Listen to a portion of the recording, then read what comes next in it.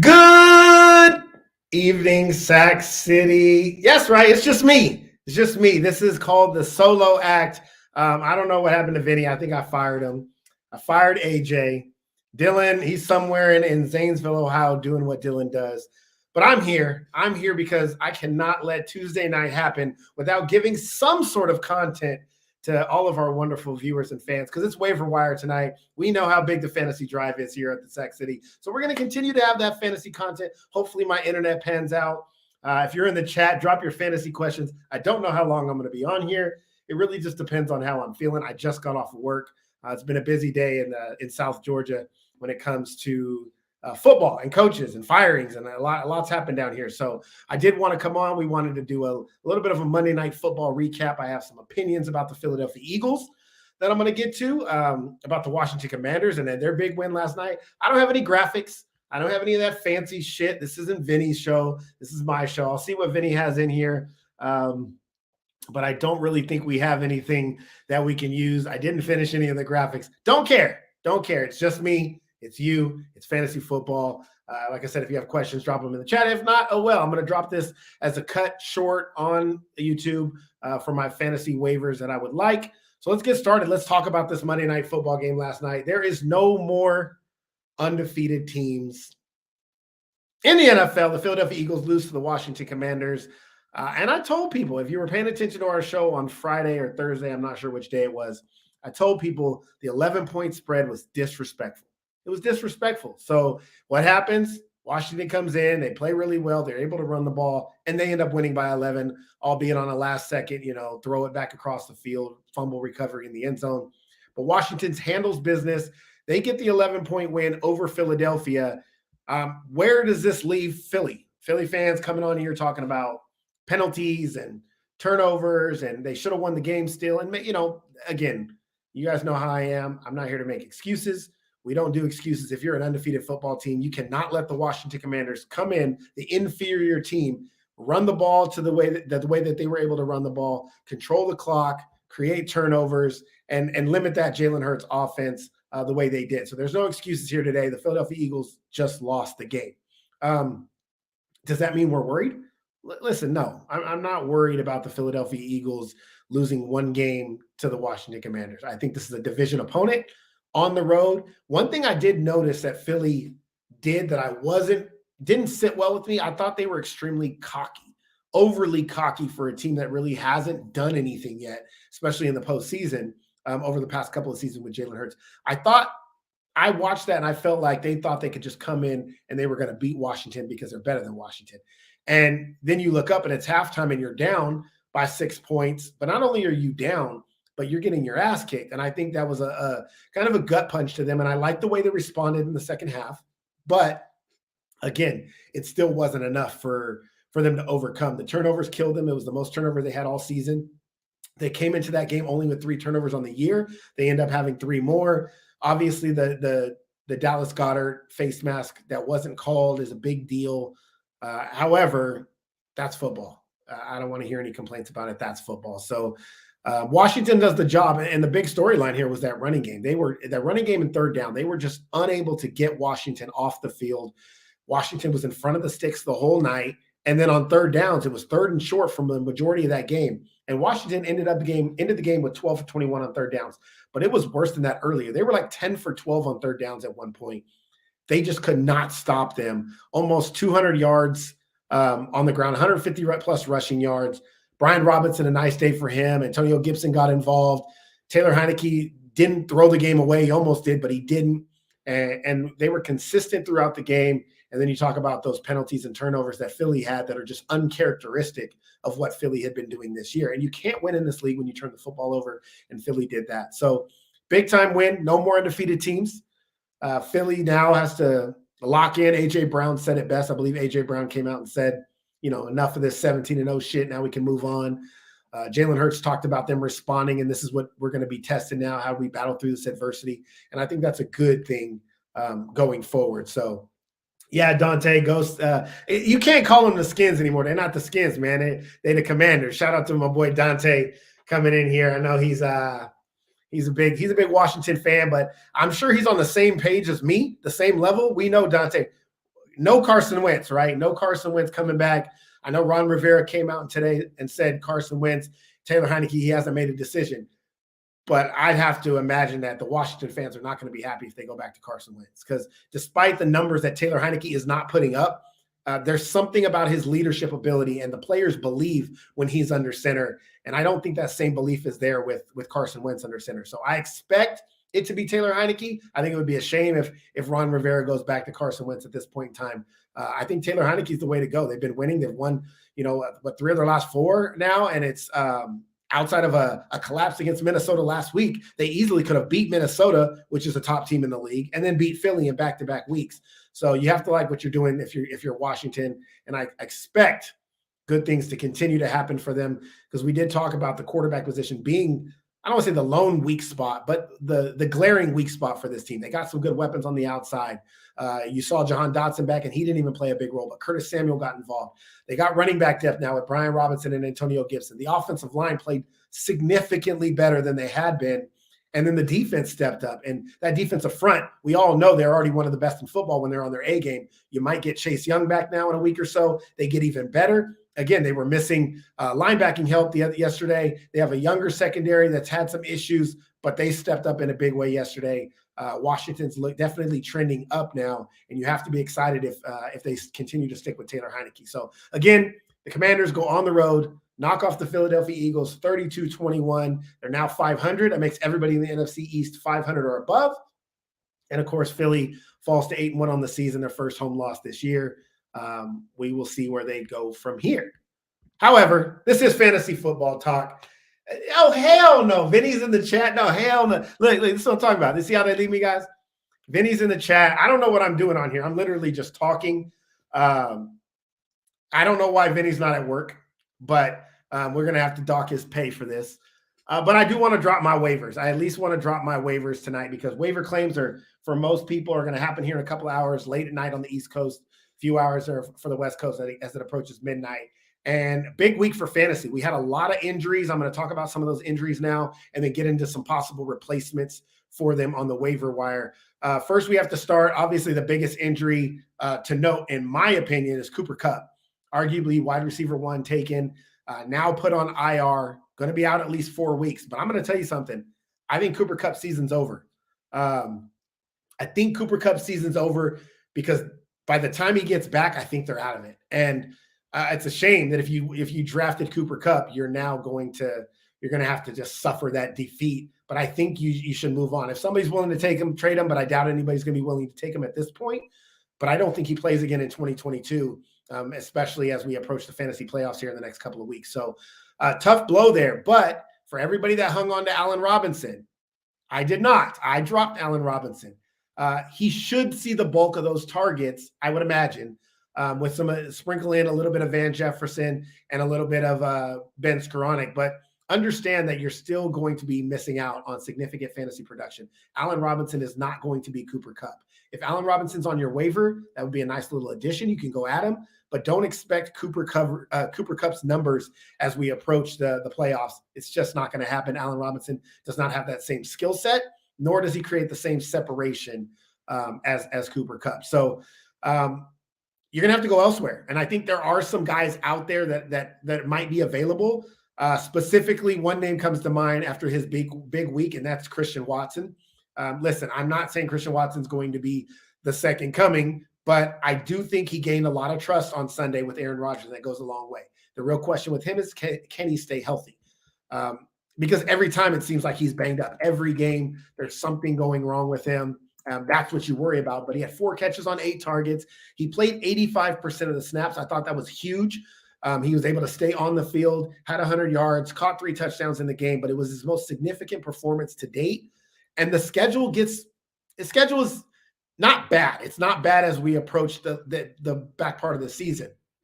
He has Tennessee next week. Great matchup on a Thursday night, short week. It's at home again, but Tennessee's back end has not been great this year. He gets Philly on the road. That's tough, but then the Bears come to town, and the Bears have had trouble stopping the pass themselves since they traded everybody on that team. And then he gets his bye week, which is tough because you have to suffer that bye week. But down the stretch, he has the Rams, Miami and Minnesota. None of those teams have really stood out defensively as far as holding it down. I think Christian Watson can be a nice flex play towards the back half of the season, as long as he can stay healthy. That's going to be a big deal. So, but if he's on your waivers, go out and spend some of your fab budget, because I imagine there's not many people on your waivers that are worth a waiver flyer, and he is, because he is going to get playing time. And as long as he's healthy, he should have some adequate production there that you can count on going forward. Christian Watson would be my first guy that I'm targeting off the waiver wire this week. I think you've had Juju go out. You've had Jerry Jeudy go out. You've had Jamar Chase, who's been out. There's just a lot of people that have been lost in the fantasy community as a result of injury. And Christian Watson really comes to mind as the guy that might have some high upside that you can go and get. The other receiver I'd be looking at, I mentioned him on Sunday. If you weren't watching our Pigskin and Pancakes, if you would have started him, I told you, it's Donovan Peoples-Jones. I think as Deshaun Watson gears up and getting ready to come back, Donovan Peoples-Jones is a great addition. He's still only owned in about 40% of leagues, 47% of leagues. He needs to be owned in more places. He is going to have a role down the stretch. They're going to throw the ball more when Deshaun Watson comes. I think it's important that people understand Donovan Peoples-Jones will have a role. When Deshaun Watson comes back. And pretty much without him, he's been able to produce with Jacoby Brissett at quarterback. Again, another big week, 99 yards. You have to like that production. He's second there. Njoku's still out. We're not sure when he's going to come back. I think you can count on Donovan Peoples-Jones going forward. You've seen the trust with Dobbs. So, no, I don't think you've seen the trust with Dobbs. I think you've seen Vinny say there was trust with Dobbs. This is a talented guy who was drafted in the second round, a really high draft pick for a reason. The talent is there. He had 2 big drops. He was able to overcome it. We all know Aaron Rodgers is about trust. I don't think we've seen Romeo Dobbs have a game like Christian Watson had, who single-handedly beat the Dallas Cowboys, by the way, 3 touchdowns. And I think Aaron Rodgers is that kind of person where he's going to now continue to go to Christian Watson for the foreseeable future. Allen Lazard's still there. Don't have your expectations too high, but I do think the trust level is different for Aaron Rodgers right now with Christian Watson after having that win, knowing it was a must-win situation too. And again, having 2 drops earlier in that game, that was significant. And I don't think people realize how significant that was. He kept going to him, and he found a way to get it done. And I think that goes a long way in the future. So the other good thing I saw on Sunday, Jonathan Taylor. I told you, if you didn't check out our TikTok, go to our TikTok page at Sack City Pod. I said Jonathan Taylor was a waiver wire target, or not a waiver wire target, a trade target. Big day for Jonathan Taylor. I think he's healthy. I think he's back. Matt Ryan back under center. I think that bodes well for him. But there are some running backs out there that I don't think are in such a good situation right now that we have to talk about. Leonard Fournette, injured, hip pointer, doesn't expect to miss time, but his production has dropped a little bit. We've seen Rachaad White come in and take some touches, some carries. I think that's a big deal. Miami, we saw Raheem Mostert lose touches to Jeff Wilson. I think that's a big deal. So there's probably some running back struggles that you're going through. Guys, maybe you may have drafted Clyde Edwards-Helaire.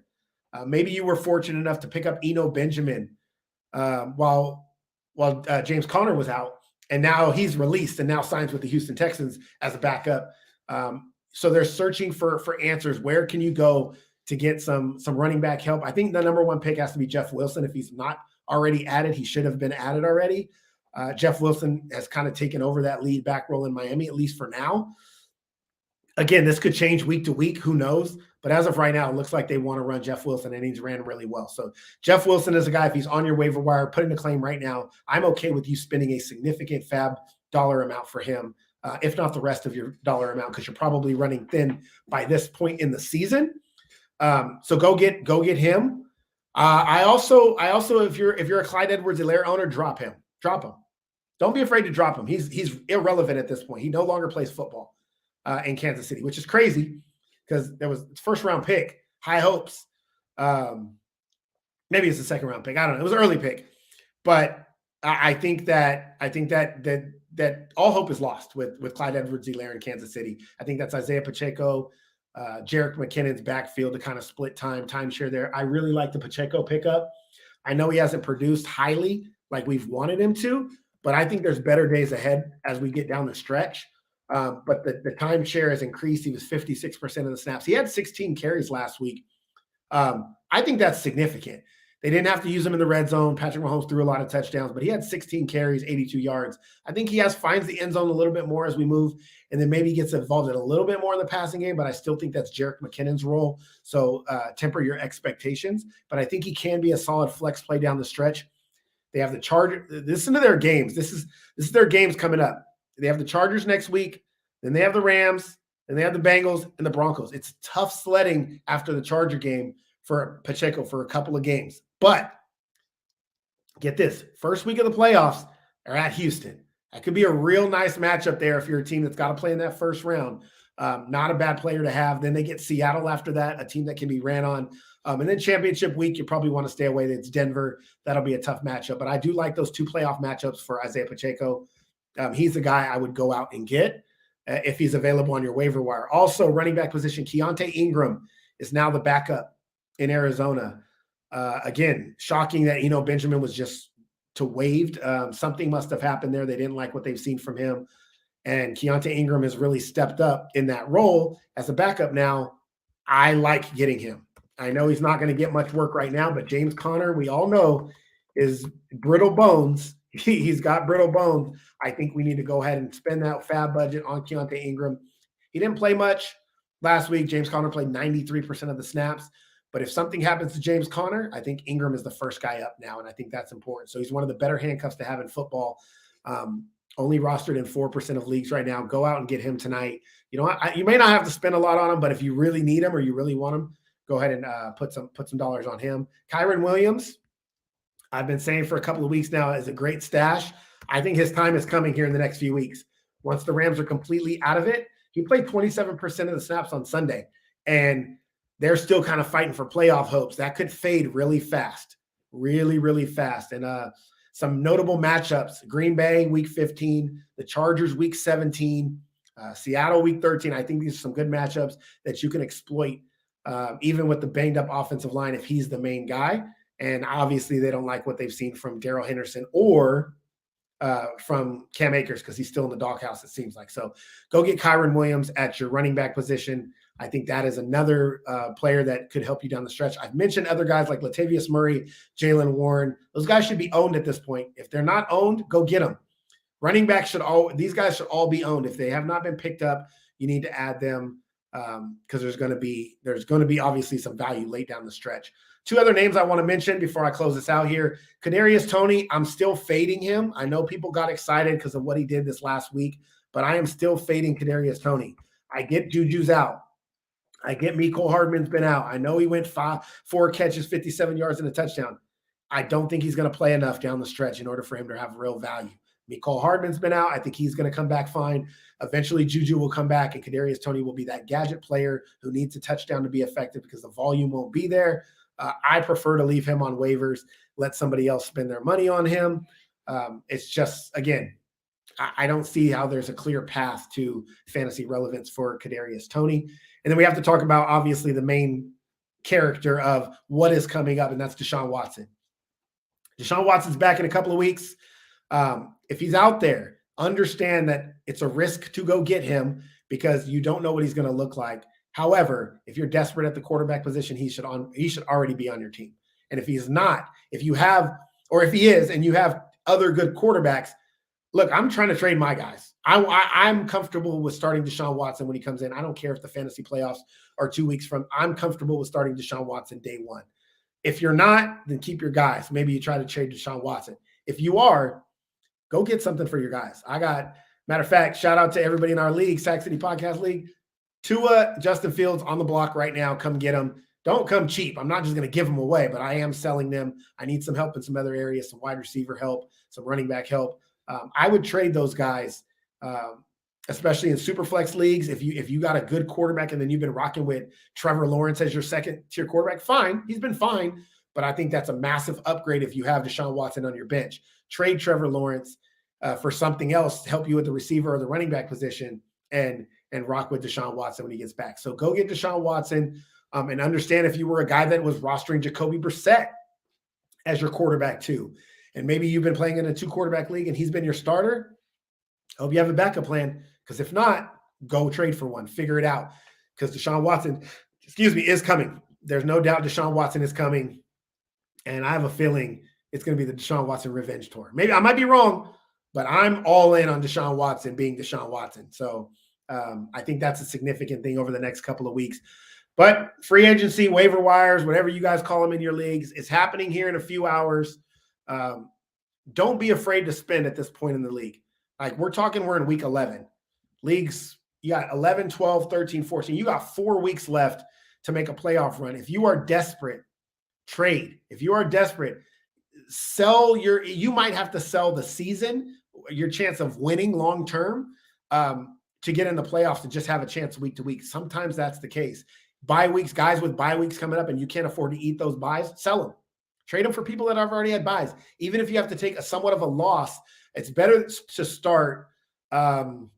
Say, for instance, you go get Lamar Jackson, but you have to give up Aaron Jones and something else. Who knows? You might want to think about taking that deal knowing that Aaron Jones has a bye in week 14 and you can't afford to lose any more games. Like, understand that taking that loss long-term might be an effective strategy to get you to the playoffs if you're fighting for the playoffs. And if you're a team that's already set in the playoffs, go get all the players that eat the bye weeks. If you can get them for pennies on the dollar or get them at discounted prices, do that if you've already set up yourself nicely. For you, it should be about how do I win in the playoffs, and that should be the mindset going forward. So, again, waiver wires, big deal. Not many league winners out there, but I think that there are some guys that can help some teams. And shoot us in the chat and the YouTube comments. Ask your questions as always. We will be back tomorrow, this morning. I don't know. Maybe we have a show, maybe we don't. I'm running out of steam. Power rankings, Wednesday morning power rankings will come out. We'll see where everybody lands. And then obviously our fantasy show on Sunday, Pigskin and Pancakes, join us at noon Eastern time, where we will give you all the start sits. We'll have our stock report. We have our streaming defense, our DFS fantasy plays. And Dante has a question. Let's take his question before I head out of here. I got a question. He helps shine some light on. Hey, this has been one of my talking points, honestly. I think for this Sunday, it's going to be a huge talking point, is what do we do if we're a DeAndre Swift owner? I think it's an important conversation to have because they say he's healthy, but he's not running. If I told you DeAndre Swift had 30 carries on the year, close to 40 carries on the year, and we're in week 11, you thought I'm crazy. And he played in 6 games. He's not getting the touches. He's only played in 31% of the snaps last game, 16 the week before that. I think there's still something not right there health-wise, which is why they continue to go to Jamal Williams.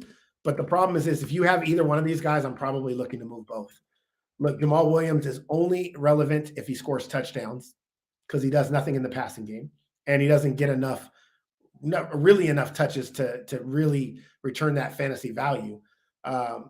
I would try to trade him. I would try to move on from both of them. Maybe DeAndre Swift still has enough truthers and name value out there where you can get something for his upside that he does offer. He's one of the most efficient fantasy football players there is that we have. Like, his points per touch is crazy. Like, I don't have the number in front of me, but like last game, 9 touches, 8 points.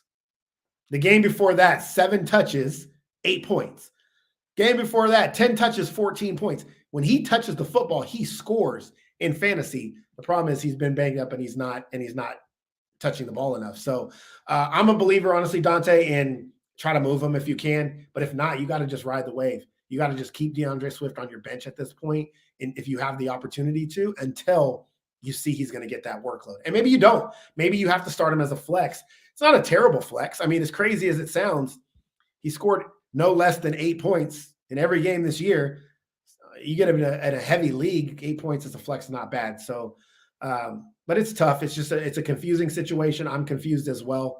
But I think we just kind of either have to ride that wave if you can't get rid of him and hope for better days, or try to trade him and maybe you give a little bit of a discount because of what he's done, especially if you're desperate for playoff help. So tough situation there for the Detroit Lions. I don't know that it changes anytime soon. We'll have to keep our eye out for that. But like I said, join us on Sunday, Pigskin and Pancakes. Go pick up your waiver wires. Good luck to everybody. I'm going to get off here. It's too late. I just wanted to come in and show our face because it's what the Sac City podcast do. We never miss a day. Despite all the crazy things that are going on, we always have content for you. And we'll be back tomorrow. Back tomorrow with the power rankings. I got some controversy, I'm sure, as everybody's come at me in TikTok for calling the Vikings non-contenders.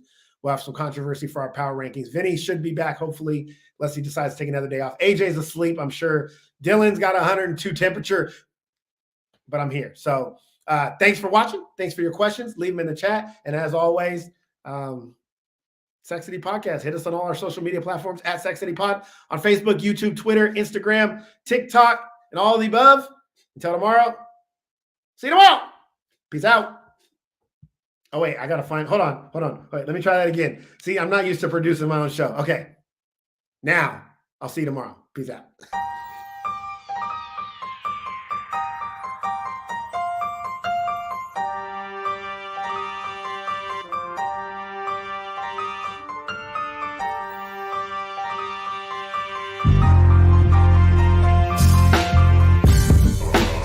We know we are a much better team.